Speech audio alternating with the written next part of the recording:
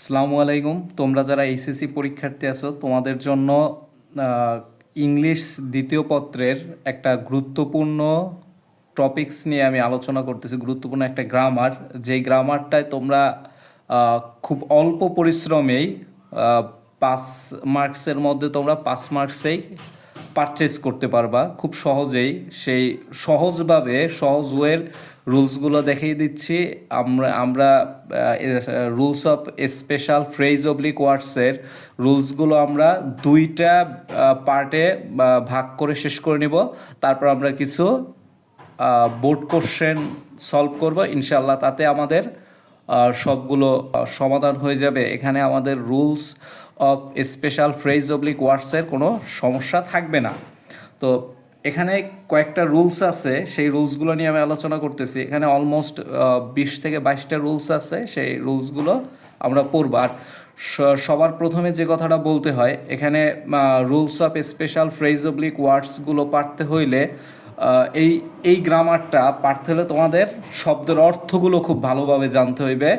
Almost word মিনিংয়ের উপর বা ফ্রেজগুলোর অর্থের উপরই তোমাদের 70 থেকে 75% ডিপেন্ড করে তোমরা কতটুকু পারবা বা কতটুকু বুঝবা। আর বাকি 25% আর 30% তোমাদের প্র্যাকটিস এবং রুলসের উপর ডিপেন্ড করে। সো তোমরা বুঝতেই পারতেছো যে কতটা রুলসের থেকেও শব্দের অর্থ কতটা গুরুত্বপূর্ণ। তো আমরা এখানে এরকম 22-23টা ফ্রেজ বা ওয়ার্ডস আছে, এগুলোর অর্থ একদম সবাই ঠাঠা মুখস্থ করে নিবা।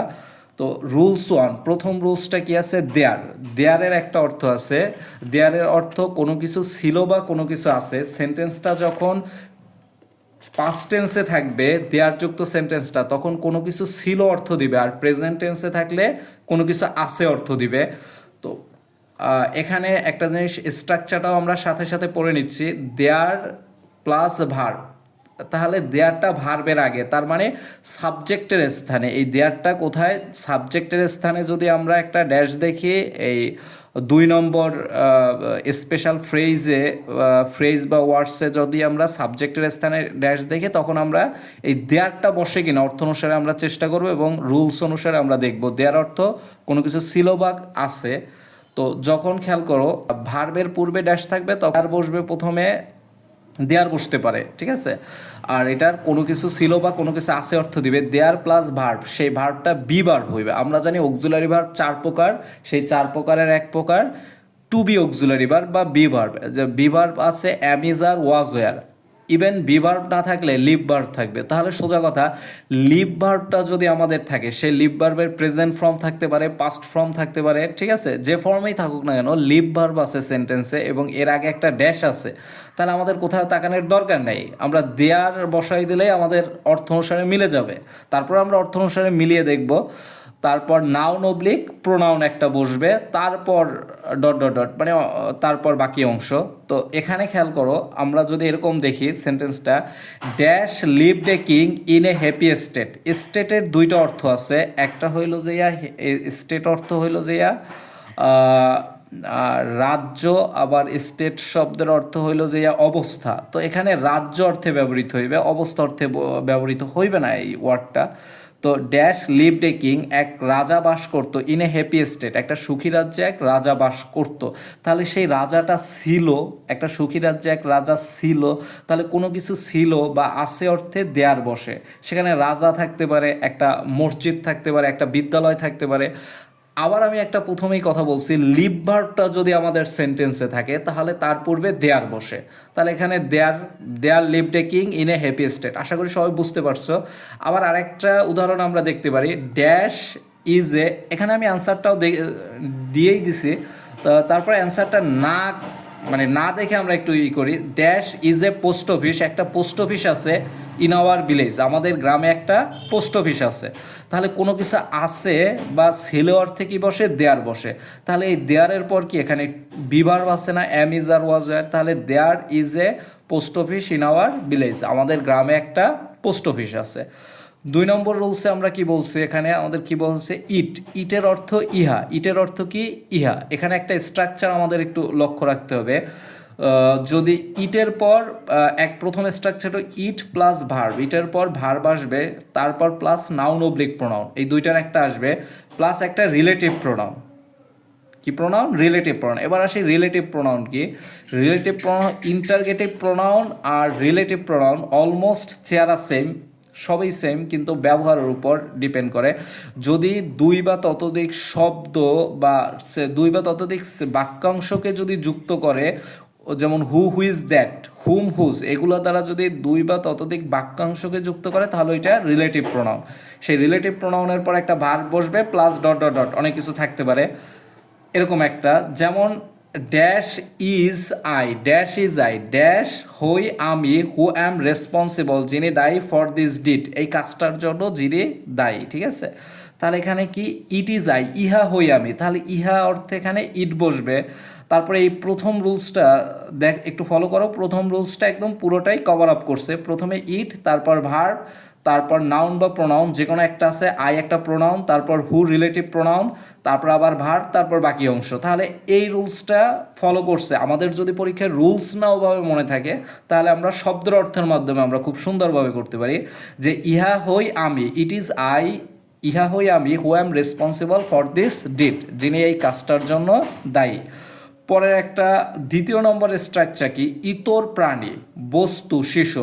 এখানে কুকুর, বিড়াল, এই সকল প্রাণীকে, যেগুলোর খুব নগণ্য বলে গণ্য হয়, এই সকল প্রাণীদেরকে ইতর প্রাণী বলে। সেই ইতর প্রাণী, বস্তু, শিশু, এইগুলোর পরিবর্তে ইট বসে, এগুলোর পরিবর্তে ইট বসাবো। ঠিক আছে, তারপর ভার্ব প্লাস এক্সটেনশন, এরকম একটা রুলস আছে। যেমন আই হ্যাভ এ ডগ, আমার একটা কুকুর আছে, আই হ্যাভ এ ডগ, আমার একটা কুকুর আছে। Dash is very obedient, dash খুব অনুরাগী, টু মি, আমার প্রতি খুব অনুগত। তাহলে ড্যাশ আমার প্রতি অনুগত, তাহলে আমার প্রতি অনুগতটা কে? এ ডগ, একটি কুকুর। তাহলে এই এ ডগ এটা একটা নাউন, নাউনের পর পরবর্তী সেন্টেন্সে আবার সেই নাউনটা বসে না, এর পরিবর্তে প্রোনাউন বসে। তাহলে এখানে নাউনের পরিবর্তে, ইতর প্রাণীর পরিবর্তে আমরা কি বসাইতে পারি? ইট। তাহলে আই হ্যাভ এ ডগ, ইট, ইহা ইজ ভেরি ওবিডিয়েন্ট, খুব অনুরাগী, টু মি, ইহা আমার প্রতি খুব অনুরাগী। তাহলে এই দুইটা ফ্রেজেই সাধারণত সাবজেক্টের স্থানে যদি আমাদের ফাঁকা থাকে তাহলে ইট বা দেয়ার, এই দুইটা ফ্রেজেই বসে। তারপর আছে হোয়াট ডাজ ডট, 3 নম্বর রুলসে কি আছে? What does dot dot look like, what does dot dot look like, এর অর্থ কোনো কিছু দেখতে কেমন তা জানতে চাওয়া, কোনো কিছু দেখতে কেমন তা জানতে চাওয়া। তাহলে এখানে একটা স্ট্রাকচার আছে, প্রথমে ডট ডট, তারপর একটা নাউন বা নাউন ফ্রেজ, নাউন বা নাউন ফ্রেজ, তারপর প্লাস ডট ডট। এবার আসে নাউন, যে শব্দগুলো কোনো কিছু শব্দ দ্বারা কোনো কিছুর নাম বোঝায়, সে হতে পারে গুণের নাম, হতে পারে কোনো নির্দিষ্ট ব্যক্তির নাম, বস্তুর নাম, দলের নাম, এগুলো হলো নাউন। আর যেই শব্দগুচ্ছ নাউনের মতো কাজ করে ওইটাই noun phrase. Dash a satellite dash, তাহলে এখানে করতে পারি আমরা, what does a satellite look like, একটা স্যাটেলাইট দেখতে কেমন তা জানতে চাইছে, তাহলে কোনো কিছু দেখতে কেমন তা জানতে চাওয়া অর্থে what does a satellite look like, একটা স্যাটেলাইট দেখতে কেমন এইটা জানতে চাইছে। পিতা উত্তর দিয়েছে I have heard of it, আমি এটা সম্পর্কে শুনেছি, but never got a chance to see it, কিন্তু এটা আমার দেখার সৌভাগ্য নেই, সেই কথা বাবা বলছে। তাহলে এরকম দুই পাশে যদি একটা নাউন বা নাউন ফ্রেজ মাঝে থাকবে, এর সামনে এবং পরে যদি দুইটা ড্যাশ থাকে তাহলে সেইখানে what does dot dot look like এই ফ্রেজটা আমরা ব্যবহার করব। 4 নম্বর থেকে আমি একটা জিনিস আগেই বলে দিচ্ছি, 4 থেকে 8 পর্যন্ত যেই কয়টা ফ্রেজ আছে এগুলো অলমোস্ট সবগুলোই মডাল অক্সিলারি ভার্ব। তো মডাল অক্সিলারি ভার্বের স্থান কোথায়? সাবজেক্ট আর মূল ভার্বের মাঝে। তাহলে সাবজেক্ট এবং মূল ভার্বের মাঝে যদি কোনো এরকম কোনো সেন্টেন্স দেখি সাবজেক্ট এবং মূল ভার্বের মাঝে গ্যাপ আছে, তখন আমরা এইটা মাথায় নিতে পারি যে এই মডাল অক্সিলারি ভার্বের যে কোনো একটা অর্থ অনুসারে এবং নিয়ম অনুসারে বসবে। তো 4 নম্বরে কি আছে? Was born. ওয়াজ বর্ন শব্দের অর্থ জন্মগ্রহণ করেছিল, ওয়াজ বর্ন শব্দের অর্থ জন্মগ্রহণ করেছিল। এর একটা স্ট্রাকচারটাকে প্রথমে সাবজেক্ট বসবে, তারপর ওয়াজ বর্ন, তারপর একটা প্লেস, ইয়ার বা টাইম, এই তিনটার একটা জিনিস থাকবে, হয় একটা জায়গার নাম থাকবে, নাইলে একটা বছর থাকবে, নাইলে একটা টাইম থাকবে। যেমন এইখানে Zahir Raihan was one of the most talented film makers, Zahir Raihan ছিলেন একজন অন্যতম ট্যালেন্টেড মেধাবী ফিল্ম মেকার্স চলচ্চিত্র নির্মাতা ইন বাংলাদেশ, বাংলাদেশের একজন অন্যতম মেধাবী চলচ্চিত্র নির্মাতা। He dash August 1935, say 19 August 1935 সালে কি জন্মগ্রহণ করেছিল। তো এরকম অর্থ অনুসারে এটা আইসা যায় যে জন্মগ্রহণ করেছিল, এর জন্য এখানে কি বসবে, ওয়াজ বর্ন বসবে। কি বসবে, ওয়াজ বর্ন বসবে। আর এখানে সাবজেক্টের পর কি আছে, ওয়াজ বর্ন, তারপর হলো একটা টাইম এরকম। তারপর 5 নম্বর রুলসটা আমরা যেটা দেখব, have to oblique has to, এর অর্থ করতে হবে। Have to oblique has to অর্থ কি, করতে হবে।